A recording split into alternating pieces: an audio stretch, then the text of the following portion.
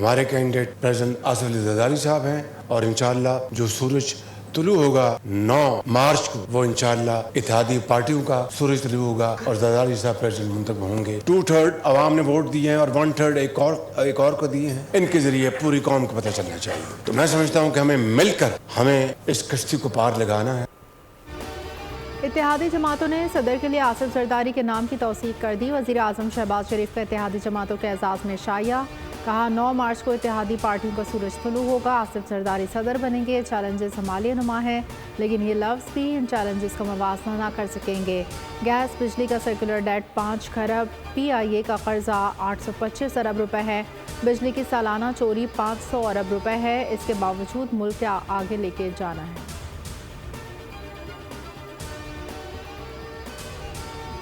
ये जो चैलेंजेस हैं वो हमालिया नुमा है। हमारा जो गैस का और बिजली का जो हमारा सर्कुलर डेट है 5 खरब रुपए है, 5 ट्रिलियन। PIA का जो कर्जा है 825 अरब रुपए, बिजली की जो चोरी है तकरीबन 500 अरब रुपए।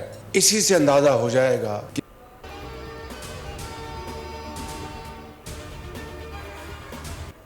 मुश्किल हैं, डिफिकल्ट हैं, मगर आइंस्टाइन डिफिकल्ट चैलेंजेस से नहीं डरा, तो शहबाज शरीफ भी डिफिकल्ट चैलेंजेस से नहीं डरेगा और हम उसके पीछे खड़े होंगे।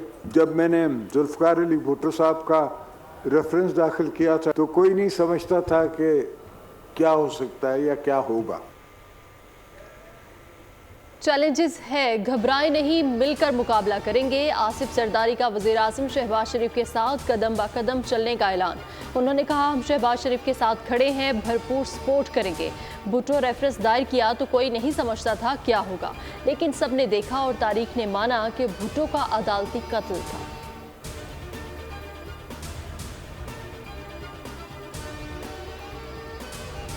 अल्लाह ताला पहली बार होगा जब कोई सिविलियन सदर ने ये ओहदा 2 दफ़ा संभाला है। वो जो हमारा चार्टर ऑफ डेमोक्रेसी का नामुकम्मल मिशन था, जहाँ तक वो भी हम मिलके मुकम्मल करेंगे। Chairman people's party Bilawal Bhutto Zardari कहते हैं आसिफ जरदारी दूसरी मरतबा सिविलियन सदर बनकर रिकॉर्ड बनाएंगे। वो तारीख में सबसे ज़्यादा ताकतवर सदर थे। 18वीं तरमीम के जरिए अपने इख्तियारात पार्लियामेंट को दिए। बतौर सदर कई कारनामे सर अंजाम दिए। उम्मीद है इस मरतबा पहले से ज़्यादा कामयाब होंगे। अदालती रिफॉर्म्स, इलेक्शन रिफॉर्म्स मिलकर करेंगे।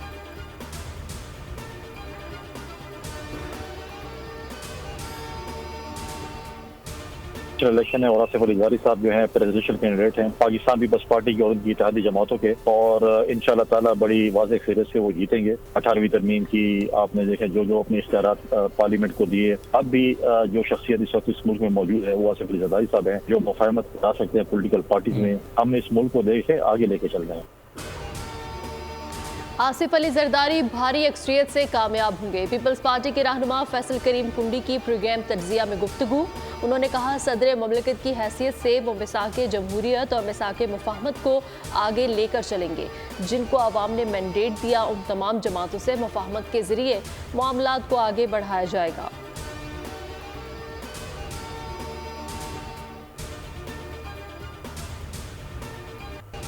सुप्रीम कोर्ट के साबिक जज जस्टिस मुज़ाहिर नकवी मिसकंडक्ट के मुर्तकिब करार। सुप्रीम जुडिशल काउंसिल ने बरतरफ करने की सिफारिश कर दी।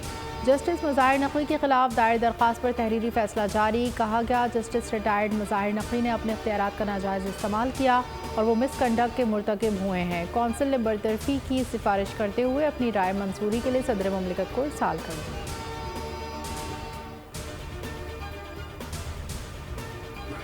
शहबाज शरीफ को कहा है कि ओपोजिशन में आ जाओ, कहीं हमारी तहरीक का निशाना आप न बन जाए।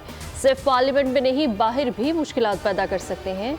मौलाना फजलुर रहमान का JUI पंजाब के जनरल काउंसिल से खिताब। कहा पार्लियामेंट की हैसियत एक नुमाइशी इदारे की रह गई। जमहूरियत अपना मुकदमा हार रही है। अगर धांधलियों से पार्लियामेंट बनती रहेगी तो ये अपनी अहमियत खो बैठेगी। जमहूरियत को तसलसल से चलने क्यों नहीं दिया जा रहा, हमें दीवार से लगाया जा रहा है।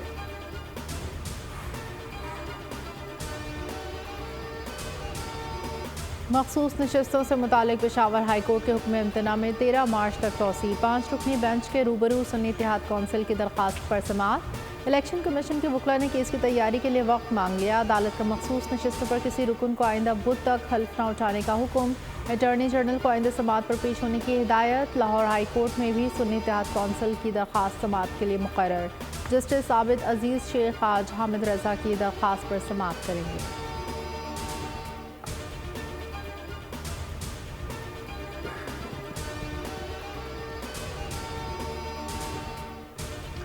हसन नवाज और हुसैन नवाज की दायमी वारंट 14 मार्च तक मुअत्तल। इस्लामाबाद की एहतसाब अदालत ने महफूज फैसला सुना दिया। नवाज शरीफ के साहबजादों की अल अजीजिया, फ्लैगशिप और एवनफील्ड रेफरेंसेस में दायमी वारंट जारी किए गए थे। वकील का कहना था कि हसन और हुसैन नवाज 12 मार्च को अदालत में पेश होना चाहते हैं।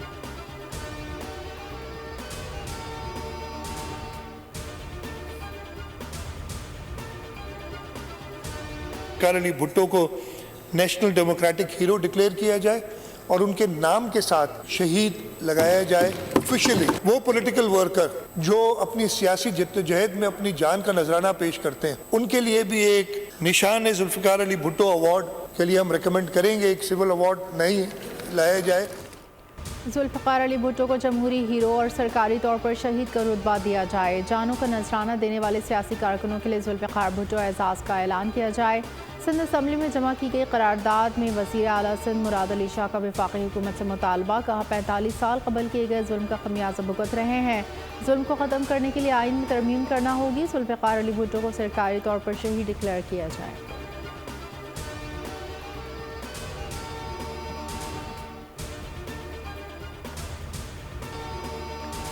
वज़ीर आज़म का 7.5 अरब रुपए का रमज़ान पैकेज देने का फैसला। 3 करोड़ 96 लाख से ज़ायद खानदानों को अशिया सिर्फ सस्ते दामों में दी जा रही हैं।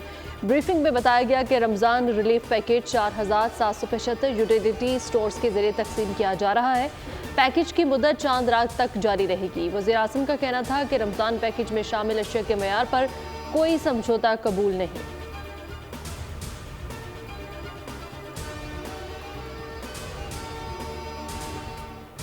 वज़ीर आला सिंध का 22.5 अरब रुपए के रमज़ान पैकेज का ऐलान। कम आमदन वाले 45 लाख खानदानों को रिलीफ देने की मंजूरी।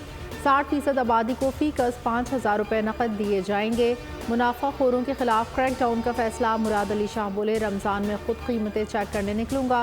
सहर इफ्तार में बिजली की लोड शेडिंग न करने की हिदायत।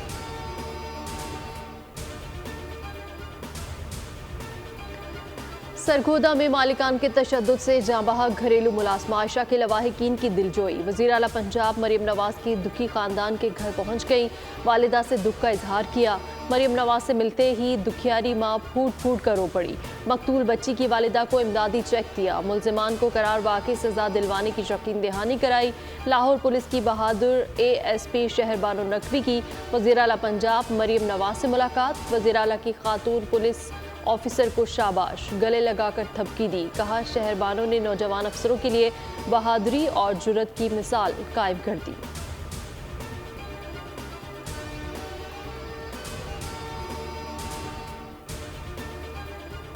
खैबर पख्तूनख्वा काबीना में अकरबा परवरी। PTI के मरकजी कायदीन के करीबी रिश्तेदार काबीना का हिस्सा बन गए। उमर अयूब के कज़न अरशद अयूब असद कैसर के छोटे भाई आकिबुल्लाह वज़ीर बन गए। शहराम तुर्की के छोटे भाई फैसल तुर्की। नूरुल्लाह कादरी का भतीजा अदनान कादरी भी काबीना का हिस्सा। शेर अफजल के छोटे भाई खालिद लतीफ़ अली मीन गंडापुर के मुआविन खुसूसी, जबकि मुज़म्मिल असलम को वज़ीर आला खैबर पख्तूनख्वा का मुशीर बना दिया।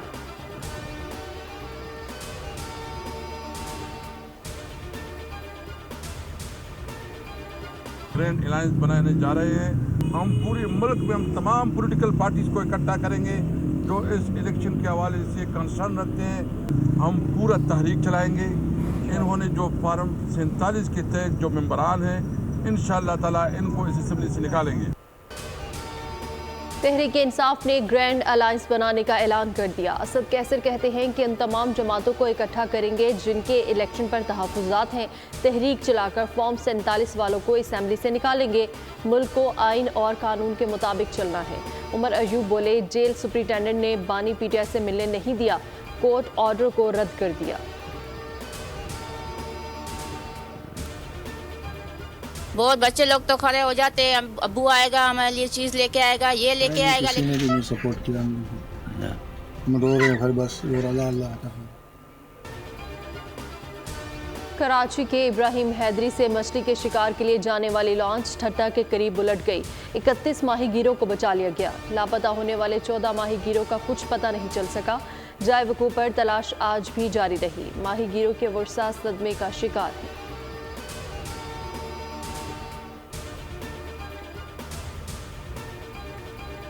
मुल्क में बारिशों का नया स्पेल। लाहौर समेत मुख्तलिफ इलाकों में बूंदाबांदी, बालाई इलाकों में गरज चमक के साथ बरसात, पहाड़ों पर बर्फबारी का इम्कान। गवादर केज तेज़ हवाओं और गरज चमक के साथ बारिश की पेशगोई। महकमे मौसमियात के मुताबिक 9 मार्च को ईरान से बारिश बरसाने वाला नया सिस्टम दाखिल होगा। 12 मार्च तक मुख्तलिफ शहरों में बारिश मुतवक्किल।